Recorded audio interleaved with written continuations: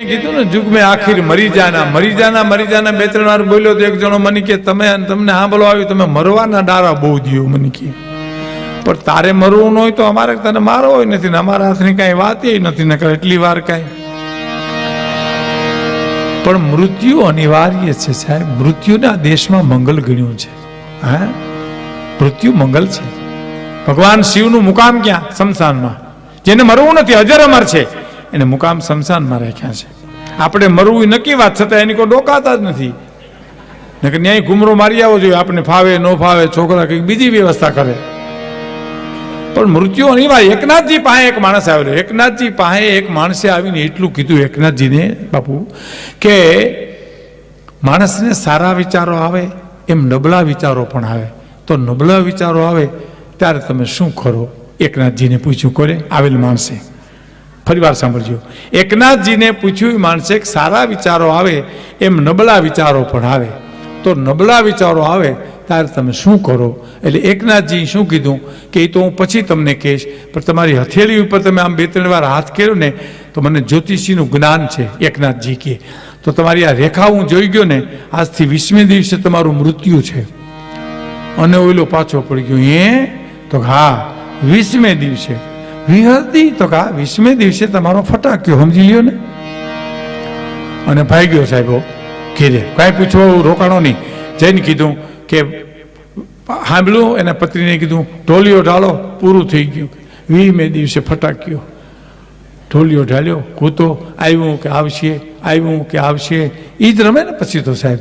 એમ 1 દી 2 દી 5 દી 15 દી 18 દી 19 દી 20મા દિવસનો જ્યારે હુર જીગ્યો તો મૃત્યુ ન હોય. પણ એકનાથજી આવી ગયા સાહેબ. કાટ પગથિયાં ચડીને કીધું કે તમે તમારી ઘાતમાંથી બચી ગયા છો. તમને મૃત્યુ આવવાનું હતું ને એ ઘાતમાંથી તમે ઉગરી ગયા છો.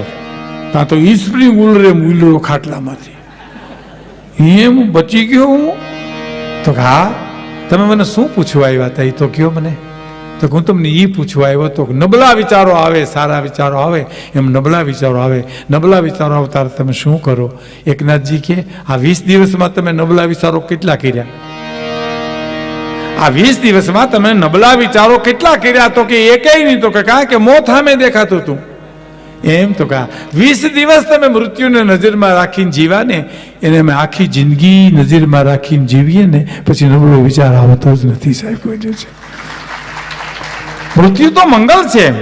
હે, રામે લક્ષ્મણને એટલું કીધું, લક્ષ્મણ આદર્શ વિનાનું જીવન વ્યર્થ છે. આ એક નાની એવી વાત છે. યુવાન મિત્રો જે હશે એને સાંભળજો. અમારે તો શું છે, બોધ ગઈને થોડી રહી, તમારે તો ઘણી મંજિલો કાપવાની છે, પણ આ વાતને જીવનમાં ઉતારજો. રામે લક્ષ્મણને કીધું કે લક્ષ્મણ આદર્શ વિનાનું જીવન વ્યર્થ છે. તો લક્ષ્મણે દલીલ કરી કે આદર્શમાં જીવન વ્યર્થ બની જાય. પ્રભુ એનું શું? તમારી વાત હું સ્વીકારું છું કે આદર્શ વિનાનું જીવન વ્યર્થ છે, પણ આદર્શમાં જીવન વ્યર્થ બની જાય. પ્રભુ એનું શું? તો આદર્શમાં વ્યર્થ બનેલું જીવન લક્ષ્મણ બીજાને માટે આદર્શ બની જાય છે. હવે જો જીવન જીવવા માટે તો હરિચંદ્ર તારામતીના દાખલા દેવાય ને, ટાટાને બિરલાને હાલેન્યા. ખરીદો દુનિયાના લોકો, અમારે અમારું જીવન વેચવું છે. ખરીદો દુનિયાના લોકો, અમારે અમારું જીવન વેચવું છે. શું ગુનો નરસિંહભાઈ, શું ગુનો હરિચંદ્ર તારામતીનો મને કહેશો તમે? સત્યનો છોડવું એટલો જ ગુનો ને એનો. પણ દાંત કાઢતા વેચાણે છે, રોતા નહીં સાહેબ. હા, મેં એક જગ્યાએ હરિચંદ્ર તારામતીને ઘણા વર્ષો પહેલા ગામડામાં વાર્તા કરીને તો એકદમ રોવા માંડ્યું છે મારી પાસે આવી. મને કે આવા દખ આપણી ઉપર પડે તો આપણે તો મરી જાય. મેં કીધું તારી ઉપર નાખે નહીં, એની પાસે મીટર છે કે એની ઉપર કેટલું નાખવું. તને કેરોસીન લેવા મોકલે, તું ધ્રુસકા મૂકતો, તારી ઉપર હરિશ્ચંદ્ર ના કસટ હોય? મોજ કર, ન કરવાના કર. એ તો નથી મફતમાં મળતા, એના તો મૂલ ચૂકવવા પડતા. દુનિયામાં સંતોને સંતપણા ક્યાંય. આ તો હાસ્યરસ છે જીવનમાં તો બહુ મહત્વનો છે. જુનાગઢમાં એક ભાઈને મેં પૂછ્યું, મેં કીધું તમારે બાપુજી શું કરે? મને કે અફસોસ કરે છે. શેનો? મેં કીધું અફસોસ કરે. મને કે અમે આવ્યા એનો.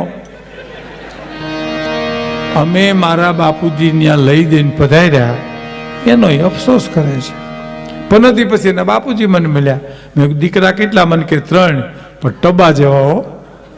આ ટબા જેવો શબ્દ આપણે સૌરાષ્ટ્રનો છે. આ લાઇટ ઘડીક થાય ને બંધ થાય છે, એમાં કોણ કરે? કોઈ કે એની મેળે મેળે થાય છે. તો એ એક ધારી રાખો ને એટલે હું અમે બે ધ્યાન ન થાય. આ બસ આમ નામ રાખો. જો સામે ઓડિયન્સ નડતી હોય તો બંધ કરો, ગમે બેમાંથી એક કરો એમ. એટલે તમારે જે વિડીયો વાળાને કે જે કંઈ જરૂર હોય એટલી લાઈટ રાખો તમે, તમારે કોઈ પ્રશ્ન નથી. હા, આ ટબા જેવા શબ્દ આપણા સૌરાષ્ટ્રનો, કાઠિયાવાડ. આપણા કાઠિયાવાડના શબ્દો અમુક તો સમજાય જ નહીં. હા, ભે માંદણામાં પડી લ્યો, માંદણું સમજાવ તો પોણી કલાક થાય આમાં માણાને. હા, એમાં 12 ગાવે બોલી બદલે, તરોવર બદલે શાખા, બુઢાપાના કેસ બદલે પણ લખણ ન બદલે લાખા. 12 ગાવે જાવ એટલે બોલી બદલી જાય. આ મહેસાણા એની કો તમે ઊંઝાન જાઓ ને તો આપણા જે બે દુહા છે ને, આનંદ કે પરમાનંદા માણે હે ફેર, એક લાખું દેતા ન મળે બીજો ત્રાંબિયાના તેર, એક આવે દુઃખ ઉપડે એક આવે દુઃખ જાય, એક વિદેશ ગયા ને વિહરે બીજો પાહે ન પોહાય. આ દુહા એ લોકો શીખી જાય ને પછી ત્યાં મહેસાણા જઈને કેમ ગાય ખબર? આનંદ કે પરમાનંદા મોણ હે ફેર, આનંદ કે પરમાનંદા મોણે ફેર, ચોઈન ફેર ચડે ને ચોઈન ન ચડે. લ્યો એના અર્થ કર્યા, કોકને ફેર ચડે ને કોકને ન ચડે. ત્યાં બીજો બોલે આનંદ કે પરમાનંદા ગોમડે ફેર, ચાંયથી બસ જડે ને ચાંયથી ન જડે. હવે હું કામે માછલા ધુઓ છો, મારા ધુઆઓ ઉપર બોલાવવા. હે, અમે લાખાભાઈ, દિવાલીબેન, પ્રાણભાઈ અમે મહેસાણા પાસે એક પ્રોગ્રામ દેવા ગયા ને તો ગરધણીએ મારો પરિચય કરાવ્યો. એ હજી મગજમાં જ જતો નથી. હા, લાખાભાઈનું શરીર શાંત થઈ ગયું, દિવાલીબેનનું શરીર શાંત થઈ ગયું, પ્રાણભાઈનું શરીર શાંત થઈ ગયું. આનો સાક્ષી એક હાજી રમકડું છે જુનાગઢમાં, અને હું છું, મને ખબર છે. હમણાં સાબુદ્દીનભાઈ મને કહે, સાબુદ્દીન રાઠોડ મને કહે, એક જણો મને મળ્યો અમદાવાદમાં, એ કે તમે ભીખુદાનભાઈ હજી જીવો છો? એ કે એને એમ કે આ બધા વૈયા ગયા છે એની હારી. સાબુદ્દીનભાઈ મને દાંત કાઢી ગોટો વાળી દીધો છે. હા, મને કે આમ નામ કીધું હો મને કે. હા, અને કે હજી પ્રોગ્રામ જ આપો છો? તો કે આ પ્રોગ્રામ જ આપે, બીજું હવે આ જિંદગી બીજું શું કરીએ?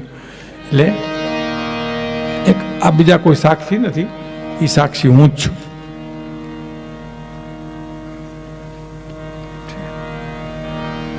અને આજે રમકડું છે. અમારો પરિચય કરાયો ગરધણી. સાંભળજો, લાખાભાઈ ગઢવી અને એની ટોળકીએ ખૂબ મજા કરાવેલી. તે પ્રાણભાઈ મને કે ટોળકી કોણ? મેં કીધું હું, તમે દિવાળી બેન. આપણે ટોળકી, લાખાભાઈ આપણા નાયક. અને પછી હું કીધું ખબર, નામચીન કલાકારો છે. નામચીન હું ખિસ્સા કાતરું છે? નામચીન કલાકારો છે. એમાં એક જણ આવીને મને કે કાળજાનો કોકડો કરજો. કોકડો પેલો કાળજાનો કોકડો. તો મેં કીધું લાખાભાઈ ગઢવી હમણાં જ કાળજાનો કટકો તો ગાયો, મને કે કોઈ બીજો કોકડો કરો. તમારા કોઠિયાવાડમાં ઘણા કોકડા હોય, શું કરું આની પાસે? અંતરના ઉડાણની તો કોક વેધું ને કહેવાય, પણ ચોરે ન ચર્ચાય ચિત્તની વાતું શંકરા. અંતરના ઉડાણની એ તો કોક વેધું ને કહેવાય. સાહેબ, સમજણો માણા હોય એને વેદનાની વાતો કરાય, હામી માંડે એને ન કરાય. આપણે કે અમારા ગામમાં એક બાવો છે તો અમારા ગામમાં છે. હવે બાવા તો બધે હોય, અમારી સાંભળ તો કરો. અમારે રામગર બાપુ ક્રોધી બહુ તો પૂછો, અમારે ભીમગર ભૂકા કાઢ નાખે. એવા જેવી માંડો એવી માંડે એની સામે શું કરાય? કહેવાનો મારો અર્થ, મને કે બાપાને કોઈ દીકરા કેટલા? મને કે 3, પણ ટબ્બા જેવા. તો મેં કીધું મોટો શું કરે? ખેતી કરે. એથી નાનો મેં કીધું શું કરે? બિન ખેતી કરે, ટુકડા કરી કરીને વેચે રહ્યો. અને એથી નાનો મેં કીધું સૌથી નાનો શું કરે? મને કે જે સામે મળે એનું કરે. લ્યો, આખા ગાણવા દાદી ગયા ત્યાં ફરિયાદ ક્યાં કરવી? હે, કહેવાનો મારો અર્થ, ગમે ત્યાંથી ગોતી હંસલાને આપે મોતી. હે, કેવી કડી સરસ છે. ગમે એટલી વાર ગાવતો. આ બધું સાહિત્ય એવું છે ને સાહેબ, કે ગંગા સતી પાનબાઈના ભજનો છે, જેસલ જાડેના ભજનો છે, ઝવેરચંદ મેઘાણીની વાર્તાઓ છે, દુલા કાગના કાવ્યો છે. એ બધા તમને કેદી નહીં ગમે એ સાંભળી લેજો. કેદી નહીં ગમે. સોનાને જેથી કાટ લાગશે, ગંગાજળમાંથી દુર્ગંધ આવશે, અને હાવજ જેથી ખડ ખાહે તેથી